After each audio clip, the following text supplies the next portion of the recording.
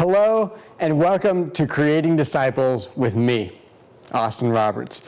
We are so excited to have you join us today as we are going to be diving into a story that you have no doubt heard before.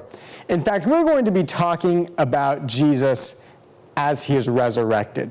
It is probably a story that is told many times around Easter, but we're going to be looking at it today and looking at a couple of the characters who play a part in this story. They're very important. So thank you for joining us as we look at this Bible text today. I remember a time a few years ago with a sense of almost tragic fascination. You see, at this time, I lived in the Bay Area. I lived in San Jose, and I had a friend who lived up in San Francisco. So one Saturday night, I decided to go visit him and a few other of my friends who were in town. So I made the drive. It took about an hour, and I got there, and we went out, and we ate, and we had a good time. And after a little while, we made our way back to his apartment. Well, we hung out there for a while, and we continued to have a good time, but eventually it got late, and I thought, well, it's probably about time for me to begin making my way home. So I got in the elevator of the apartment building. I took it down to the ground floor. I exited the building, and as I walked out the front door, I noticed something that I hadn't noticed before. I looked up at a high-rise building that was just across the street from this apartment building and thought, wow, that's quite a structure there. Well, I decided to kind of look around and see what building it was, and I looked it up on my phone. And it took me a minute, but I figured out that it was the building that belonged to Twitter. It was their headquarters. And I thought, wow, look at this here. This is a multi-billion-dollar company right here in the middle of San Francisco. It was quite something. It was an imposing building.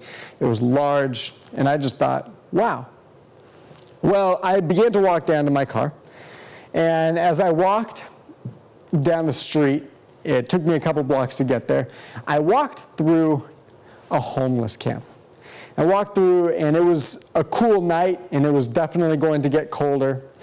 And there were these homeless people gathered around for warmth, and they were talking and just, getting ready, I suppose, to go to sleep. And I eventually got to my car. I got in, drove home. But as I did, I sat there and I thought for a little while. I thought, wow, what a juxtaposition, I suppose you could say. What a difference. On the one hand, we have this building that belongs to this multi-billion-dollar company. The CEO, no doubt, does very well for himself, as do the other executives and the people who work for Twitter. And yet here, just a block away, we have these others. These homeless people who probably don't know where their next meal is coming from, who struggle from day to day with their finances, with their living situation. It was quite a contrast, quite a difference. So I got to thinking, man, what is it like for the marginalized, for those who are outcast, who are considered unworthy? What is it like for them? Well, I ran across a story online a little while back, a story told by a gentleman by the name of Martin Schneider.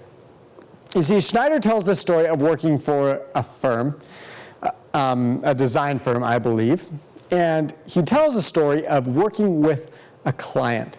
And he was working with this client, and they were emailing back and forth, trying to get different parts of this project done that the firm had been commissioned to do. And Schneider says that he was having a particularly difficult time with this client. He said that every email he sent, he would get back a response, and the client would push back and, make different suggestions and wouldn't follow what Schneider was saying. And it was just tough. It was difficult. And he thought, wow, I have never, ever had an experience quite like this with a client. Well, he kind of just chalked it up to the client being particularly difficult, more than most.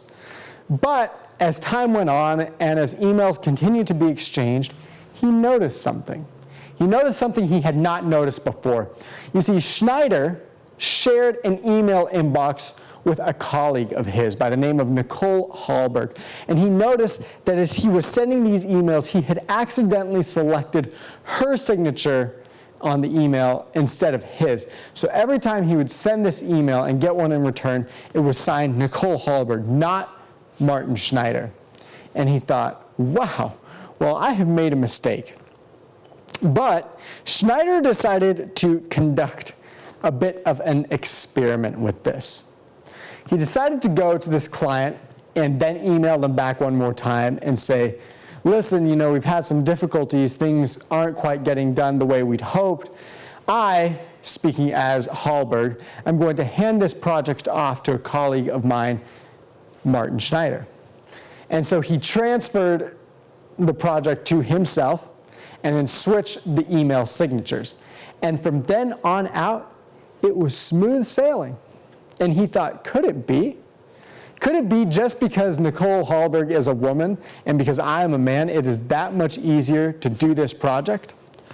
Well, he decided to go to Hallberg and speak with her directly and say, listen, I made this mistake on accident. I was signing these emails with your signature instead of mine. Is this really what you deal with on a day-to-day basis? Well, Hallberg responded to Schneider by saying, yeah, that is just the life I live. Because of the name I sign, people don't respect me, and sometimes clients are very difficult to deal with. Well, thought Schneider, that's ridiculous. How can that be? And so, as the story goes, I believe they switched email signatures for a week just to test the experiment to see if it was really true. And lo and behold, it was. Every client Schneider dealt with using Hallberg's signature was difficult to deal with, always pushed back, wanted to do their own thing. Whereas, on the other hand, every client that Hallberg dealt with using Schneider's signature was smooth sailing. They did everything she asked for. They got back in a timely fashion. They didn't push back on her thoughts, her ideas. And the truth is, said Schneider, is that they were both equally qualified. They both knew just as well how to do the job. They both did a good job. But it was simply the fact that Hallberg was a woman that made all the difference in this situation. And so we come today, and we come to this text, and although many of us probably do all right, no doubt there are some who are marginalized and outcast and pushed to the fringes and considered useless or worthless or any other number of adjectives you can think of. And the truth is, this text speaks to them. And we all are there at some level, somewhere in our lives. And so today, we're going to look at a text found in the Gospel of Matthew, Matthew chapter 28. But before we read it, let's set up the context. Let's hear about the background a little bit. So we come to this text in the Gospel of Matthew, and it's near the end. As I said, chapter 28. And if you know the Gospel of Matthew, you know that chapter 28 is the last chapter in this Gospel. And so everything that Jesus is going to do in his ministry pretty much up to this point has been done. He has been born, he has lived his life, he has done miracles, he has told stories, he has raised the dead, he has healed the blind and the deaf, he's fed the thousands upon thousands. The Passion Week has already happened. He has marched into Jerusalem on a donkey. The people have shouted, Hosanna. He has been taken by the Romans and the Sanhedrin. He has been tried in a joke of a court. He's been sentenced to die. He has even died. And here we stand. We stand at this very point in history. We stand at a point which will ring with importance. And so we're going to read this text, Matthew chapter 28. We're going to read verses 1 to 10. And as I do, I would invite you to remember the marginalized, the downtrodden, the outcasts, because there may be a couple of them in this text that we are going to run into. So let's read it together. Matthew writes, "After the Sabbath, at dawn on the first day of the week, Mary Magdalene and the other Mary went to look at the tomb. There was a violent earthquake, for an angel of the Lord came down from heaven, and going to the tomb, rolled back the stone and sat on it. His appearance was white like lightning, and his clothes were white as snow. The guards were so afraid of him that they shook and became like dead men. The angel said to the women, "Do not be afraid, for I know that you are looking for Jesus, who was crucified. He is not here. He has risen, just as he said. Come and see the place where he lay. Then go quickly and tell his disciples, he has risen from the dead and is going ahead of you into Galilee. There you will see him. Now I have told you." So the women hurried away from the tomb, afraid yet filled with joy, and ran to tell the disciples. Suddenly, Jesus met them. "Greetings," he said. They came to him, clasped his feet, and worshipped him. Then Jesus said to them, "Do not be afraid. Go and tell my brothers to go to Galilee. There they will see me." And did you notice it there? There are a couple of people, a couple of specific people, who are the first witnesses to the resurrection of Jesus. Their names we know well. It's Mary Magdalene and the other Mary, these two women. Now, let's think about these two women for a moment here. Let's think about who they are, about what it means that they are the first witnesses.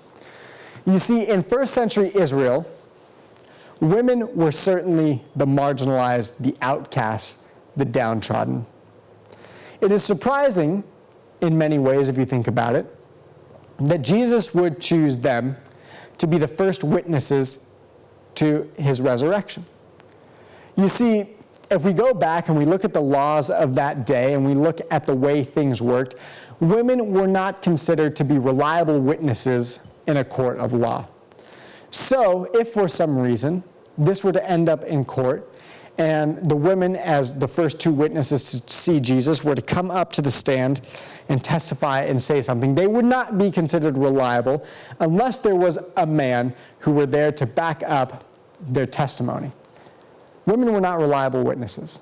So, just by that alone, we can see they are the downcast, the marginalized, and they don't matter as much as the men in first century Israel. But yet, they are still chosen to be the first witnesses. And that's not the only way they would have been outcast. There are many other ways that we can think about, that we can read in our history books about why it was that way. But that's the way it was. But Jesus chooses them nonetheless. But it doesn't stop there.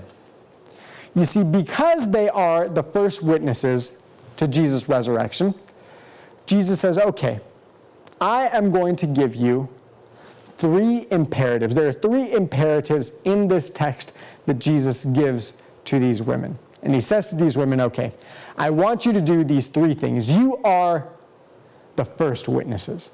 And because you are the first witnesses, I need you to do some important things for me. So 3 things.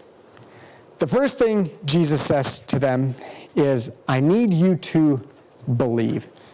So that's our first key imperative. In fact, if we go back to the text, you can see it right there. He says, greetings, do not be afraid. Go tell my brothers to go to Galilee. There they will see me. And although he doesn't explicitly say the word believe, it is there before that. The angels say it. He say, don't be afraid. We know who you're looking for. Jesus, who is crucified. He is not here. He is risen, just as he has said. Come and see where he lay. And so they are invited to believe. Author Ken Davis tells a story of a time when he was in a classroom. He and his other classmates were given an assignment. They were each to give an individual presentation in the front of class, where they were to present on a topic and then give sort of either a story or something to remember this topic by. Well, as the story goes, Davis says he was given the topic about the law of the pendulum. So he went up there and gave his presentation for about 20 minutes or so, and then went to the blackboard. And he went up there and he took a string and to the end of the string he attached a child's toy top, and then with a thumbtack he attached it up there to the blackboard. And as he had said already, the law of the pendulum is that when a pendulum swings from one end to another, it will never go higher than the previous point that it had been released at. And he asked them if they all believed that, and they said, yeah, sure. So then he demonstrated it. He took the top, and he drew it to one end, and then he let it go. And it swung to the other end, and then back to the first end, and back and forth, and back and forth. And each time it did so, he took a piece of chalk and marked where it had changed direction. And as they could see, each time it had changed direction, it had gone just a little less high, and a little less high, a little closer to the center, and a little closer to the center. And at the end, they thought the demonstration was over. And he asked them once again, do you all believe in the law of the pendulum? And of course, they all said yes. The professor said yes. But little did they know, the demonstration was just beginning. So, he had fastened about 500 pounds of metal weight to a parachute paracord string in the middle of the classroom. And then Davis asked the professor to come forward. And he set up a chair for the professor at one end, kind of on a table at one end of the classroom, and had the professor sit in it. And then he took this 500-pound weight and put it up right next to the professor's face, and asked him once again, do you believe in the law of the pendulum? And in a bit of a weak voice, after a few seconds, the professor said, well, yeah. And then Davis let it go. And that 500-pound weight swung to the end of the room and then came swinging all the way back. And as Davis says, he had never seen someone move so quickly to get out of the way. And Davis once again asked the rest of the class, do you think the professor believes in the law of the pendulum? And to a resounding no, they responded. Sometimes things are easy to believe, but other times things are harder to believe. And Jesus asks, the angels ask the women who are there, first, just believe. Just believe what I am saying. And that's the first key imperative. Will you believe? But the second key imperative we see in the text is proclaim. Go out and tell others. You can see it right there in the text. Do not be afraid. Go and tell my brothers. Go to Galilee. There they will see me. And so the second thing he says is proclaim. Go and tell others, I have risen. Proclaim. Back many years ago, when VHS was just becoming a new technology and many of the people in the United States were getting their own personal televisions in their home, there was a bit of a war between two different companies. On the one hand, we had Sony that made Betamax and Betamax tapes and Betamax VCRs. And on the other hand, we had JVC, who was another Japanese company, and they made VHS. And they made VHS VCRs and VHS tapes. And the war was on as to which one of these two technologies would win out, would be the standard across the United States and across the world. Well, Time magazine tells the story, and they tell the story about what happened. As Time magazine says, the company had made a crucial mistake. While at first Sony kept its beta technology mostly to itself, JVC, the Japanese inventor of the VHS format, shared its secret with a raft of other firms. As a result, the market was overwhelmed by the sheer volume of the VHS machines being produced. And Jesus says, proclaim, tell the world, tell everyone. You see, because Sony didn't share its technology, they were far and away the second place technology at that time of the day. Even though most researchers and most people who go back and look through history say the Betamax was probably the superior technology, because nobody had it, VHS won out. And that's what Jesus says. Go out there and proclaim. But then we have a third imperative. And that imperative is rejoice. Now, if we go back and look at the text, we see a word there that Jesus says. Jesus says, greetings. Now, in the original language, in the Greek of this text, the word that is used there is kairete. And if we were to go back and retranslate kairete, a more accurate translation would actually probably be rejoice. So instead of thinking of this text as greetings, do not be afraid, go and tell my brothers, think of it as rejoice, do not be afraid. Go and tell my brothers to go to Galilee, there they will see me. Tell them I have risen. Rejoice. Today in the Word is a daily devotional that you can get sent to your own email inbox, as I do. And a story came across a little while back of a 3rd century man who was on death row, ready to be executed. And he wrote a letter to a friend. And the letter said this: "It's a bad world, an incredibly bad world. But I have discovered in the midst of it a quiet and holy people who have learned a great secret. They have found a joy which is 1,000 times better than any pleasure of our sinful life. They are despised and persecuted, but they care not. They are masters of their souls. They have overcome the world. These people are the Christians, and I am one of them." Jesus says, rejoice. Rejoice, for I have risen. Celebrate, because the tomb has been broken, the grave has been defeated.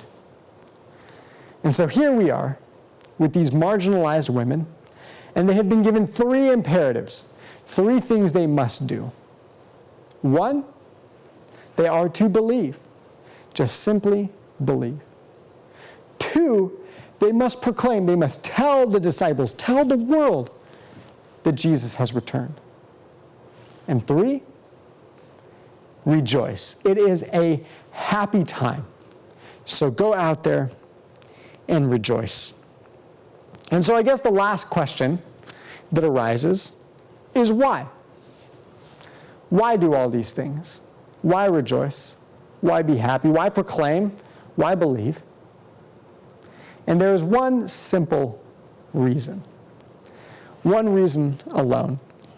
In fact, I think author Philip Yancey tells it best. Yancey tells a story of his friend by the name of Bob McQuilkin, a close friend of his who was a diver. And while Yancey was just studying one day away reading at the University of Chicago, as he tells it, McQuilkin passed away in a diving accident. And Yancey was invited to speak at McQuilkin's memorial service, which he accepted. And here are the words that Yancey gave at the memorial service. He says, "I began by telling them what I had been doing the very afternoon Bob was making his last dive. That Wednesday, I was sitting, oblivious, in a cafe at the University of Chicago, reading The Quest for Beauty by Rollo May. In that book, the famous therapist recalls scenes from his lifelong search for beauty. Among them, a visit to Mount Athos, a peninsula of monasteries attached to Greece. One morning, Rollo May happened to stumble upon the celebration of a Greek Orthodox Easter, the tail end of a church service that had been proceeding all night long. Incense hung in the air. The only light came from candles. And at the height of that service, the priest gave everyone present 3 Easter eggs, wonderfully decorated and wrapped in a veil.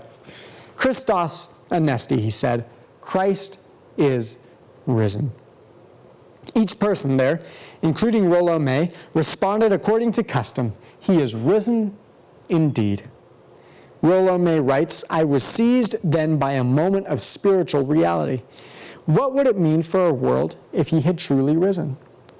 I read Rollo May's question the afternoon that Bob died, and it kept floating around in my mind hauntingly after I heard the news. What did it mean for our world that Christ had risen? Why were monks staying up all night to celebrate it? The early Christians had staked everything on the resurrection, so much so that the Apostle Paul wrote in 1 Corinthians, "And if Christ has not been raised, our preaching is useless, and so is your faith." In the cloud of grief over Bob's death, I began to see the meaning of Easter in a new light. On Friday, Jesus' closest friends had let the relentless crush of history snuff out all their dreams. 2 days later, when the crazy rumors about Jesus' missing body shot through Jerusalem, they couldn't dare believe. Only personal appearances by Jesus convinced them that something new, absolutely new, had broken out on earth. When that sank in, those same men who had slunk away in fear at Calvary were soon preaching to large crowds in the streets of Jerusalem. At Bob McQuilkin's funeral, I rephrased Rollo May's question in terms of our own grief. What would it mean for us if Bob rose again? We were sitting in a chapel, numbed by 3 days of grief and sadness, the weight of death bearing down upon us. What would it be like to walk outside to the parking lot and there, to our utter astonishment, find Bob? Bob, with his bounding walk, his crooked grin, and clear gray eyes. That image gave me a hint of what Jesus' disciples felt on the first Easter. They too had grieved for 3 days, but on Sunday they caught a glimpse of something else, a startling clue to the riddle of the universe. Easter hits a new note, a note of hope and faith that what God did once in a graveyard in Jerusalem, He can and will repeat on a grand scale for the world, for Bob, for us. So today, as you go and live your own life, maybe you're not marginalized or downtrodden or outcast, or maybe you are. But the simple reality is this: you have 3 things to do. You have to believe, you have to proclaim, and you have to rejoice. Thank you so much for joining us today on Creating Disciples. We hope you join us next time as we dive into the Bible once again. And as you go this time, don't forget that our Lord and Savior, Jesus Christ, has risen from the grave. He has beaten death. And He has come for you, and He has come for me. Amen.